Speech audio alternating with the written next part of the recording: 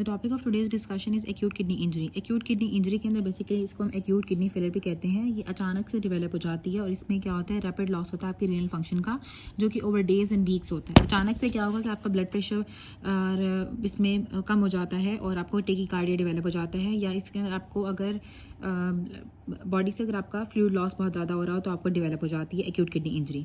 इसमें क्या होता है, यूरिन वॉल्यूम आपको बिल्कुल रिड्यूस कर जाता है और ये एक्यूटली इल पेशेंट के अंदर ज़्यादा कॉमन होती है। और अक्सर पेशेंट जब वो एक्यूट किडनी इंजरी की वजह से ही हॉस्पिटलाइज होते हैं, उनको नोजिया, वॉमिटिंग, डायरिया हुआ, उसकी वजह से उनको एक्यूट किडनी इंजरी डेवलप हो जाती है। और अल्टीमेटली इसमें मल्टीपल ऑर्गन फेलियर डेवलप हो जाता है और सेप्सिस भी डेवलप हो जाती है। अब 3 तरह की एक्यूट किडनी इंजरीज हो सकती हैं। एक प्री रीनल होती है, एक रीनल होती है, एक पोस्ट रीनल होती है। प्री रीनल का मतलब क्या होता है कि आपकी या तो किडनी को ब्लड सप्लाई सही नहीं मिल रही है, या उसका वॉल्यूम डिक्रीज कर गया है, या फिर कोई और कॉज है जिसकी वजह से आपको प्री रीनल है कि किडनीज आपकी ठीक है लेकिन उससे पहले कोई मसला हुआ है। रीनल के अंदर क्या होता है कि आपको किडनी के अंदर कोई ना कोई मसला होता है, जैसे ग्लोमेरुलोनेफ्राइटिस डेवलप हो जाएगा या कोई वैस्कुलाइटिस वगैरह हो जाता है। पोस्ट रीनल के अंदर आपके यूरिनरी फ्लो के अंदर कोई ना कोई ऑब्स्ट्रक्शन होती है, या फिर आपकी यूरिथ्रा के अंदर कोई ऑब्स्ट्रक्शन होती है, कोई कैंसर हो जाएगा, bladder cancer, prostate cancer, cervical cancer हो सकता है, कोई फाइब्रोसिस हो सकती है, यूरिन ब्लैडर के अंदर कोई कैल्कुलाई हो सकता है, बेनाइन प्रोस्टेटिक हाइपरप्लेजिया हो सकता है, फीमोसिस हो सकती है, या फिर यूरिथ्रा का कोई स्ट्रक्चर हो सकता है।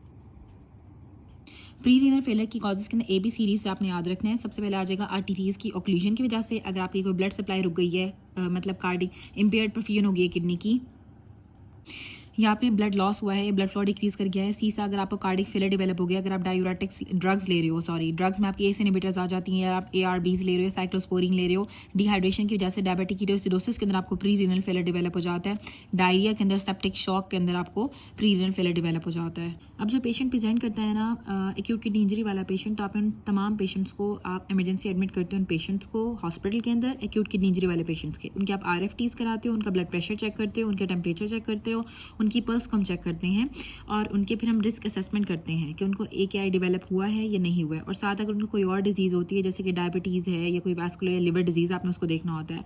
अगर कोई ड्रग्स ले रही हैं जैसे कि ACE इनहिबिटर्स, NSAIDs, या आपको एक्यूट किडनी इंजरी कराती हैं, आपने इनको स्टॉप कराना होता है।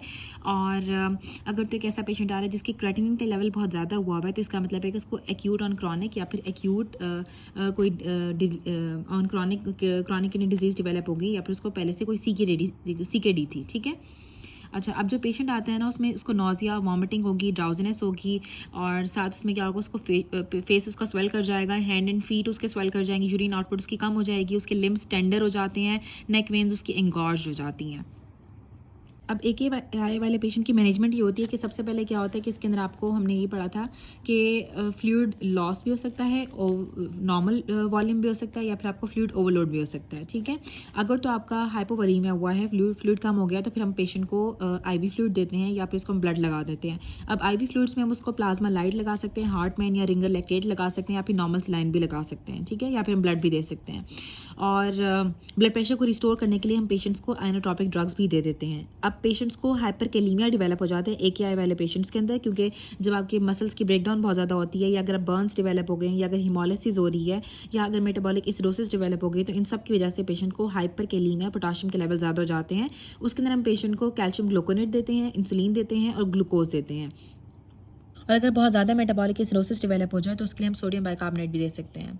अच्छा, उसके बाद इसमें मैनेजमेंट आती है। सबसे पहले इसमें आ जाएगा कि अगर आपको हाइपोवोलेमिया डेवलप हुआ है AKI वाले पेशेंट को, तो हम फ्लूइड देंगे, उसको एनाटॉपिक ड्रग्स देंगे। अगर तो उसका वॉल्यूम बिल्कुल ठीक है, तो उसकी इनपुट आउटपुट को देख के और उसमें से 500 ml मजीद ऐड कर देते हैं इनसेंसिबल लॉस के लिए। अगर तो पेशेंट फ्लूइड ओवरलोड के अंदर होता है, तो उसको हम डायूरेटिक्स देते हैं, और लूप डायूरेटिक्स को हम हाई डोज पे हम देते हैं अक्सर अगर AKI वाला पेशेंट होता है, और डायलिसिस भी हमें करनी पड़ती है। कैल्शियम रिजोनियम देते हैं, ग्लूकोज देते हैं, और इंसुलिन देते हैं। ठीक है। ताकि हम हाइपरकैलेमिया को ठीक कर सकें अगर आपका 6.5 से ज़्यादा हो रहा है पोटाशियम, और हम डायलिसिस या फिर उसके भी करा सकते हैं। और सोडियम बाइकार्बोनेट हम देते हैं अगर तो उसको एसिडोसिस डेवलप हो गई है, अगर उसकी pH 7 से भी कम हो गई है। आपने नेफ्रोटॉक्सिक ड्रग्स को डिसकंटिन्यू कराना होता है, जिसमें आपकी ACE इनहिबिटर्स, ARBs, और आपकी NSAIDs आती हैं, आप उसको न्यूट्रिशनल सपोर्ट प्रोवाइड करोगे जो आप एंट्रल पैरेंटल दोनों तरीक़ों से दे सकते हो। उससे कहते हैं कि प्रोटीन्स वो एडिकेटली ले, बहुत ज़्यादा प्रोटीन्स ना ले। PPIs हम देते हैं ताकि उसको अपर GI ब्लीड डेवलप ना हो जाए, और इन्फेक्शन के चांसेस ज़्यादा होते हैं AKI वाले पेशेंट्स के अंदर, तो अपने साथ आपने लाजमी इसके लिए एंटीबायोटिक कवर भी देना होता है और साथ उसकी यूरिन एग्जामिनेशन करानी होती है। AKI वाले पेशेंट्स के अंदर हाइपरकैलेमिया हो जाता है, सोडियम के लेवल कम हो जाते हैं, फॉस्फेट के लेवल ज़्यादा हो जाते हैं और हाइपोकैल्सीमिया भी हो जाता है।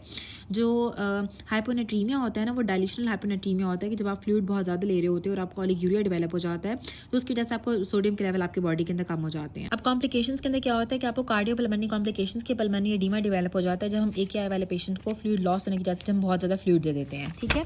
तो उसमें आपने क्या करना होता है, आप उसको फिर डायलिसिस वगैरह कर सकते हो, या फिर आप उसको रिस्पिरेटरी सपोर्ट प्रोवाइड करते हो, या फिर उसको हम जो है वो नॉन इन्वेसिव वेंटिलेशन देते हैं और फ्लूइड इनटेक को मैच करते हैं उसकी यूरिन आउटपुट के साथ, और साथ उसका 500 ml ज़्यादा हम उसको फ्लूइड देंगे। इलेक्ट्रोलाइट इम्बैलेंसेस के अंदर वही डाइल्यूशनल हाइपोनेट्रीमिया डेवलप हो जाता है और फॉस्फेट के लेवल ज़्यादा हो जाते हैं, जिसके लिए हम रीनल रिप्लेसमेंट थेरेपी वही डायलिसिस वगैरह करेंगे। डाइटिंग मेजर्स के जैसे कहते हैं एंट्रल पैरेंटल न्यूट्रिशन देंगे, उसे कहेंगे प्रोटीन्स को एडिक्वेट ले, और इन्फेक्शन के चांसेस भी ज़्यादा होते हैं। मेडिकेशंस को आपने डिसकंटिन्यू करना होता है, और H2 रिसेप्टर ब्लॉकर्स या फिर PPIs हम देते हैं ताकि अपर GI ब्लीड डेवलप ना हो। ओल्ड एज वाले पेशेंट्स के अंदर बेसिकली क्या होता है कि फिजियोलॉजिकल चेंज आता है कि आपके नेफ्रॉन्स डैमेज होना स्टार्ट हो जाते हैं, डिक्लाइन कर जाते हैं, तो GFR आपका तेज़ी से डिक्रीज़ कर जाता है और सीकरे के चांसेस ज़्यादा होते हैं ओल्ड एज वाले पेशेंट्स के अंदर। क्रेटिन के लेवल मसल मैस कम हो जाता है, तो ओल्ड एज वाले पेशेंट्स के अंदर क्रेटिन के लेवल इतना ज़्यादा नहीं होता है।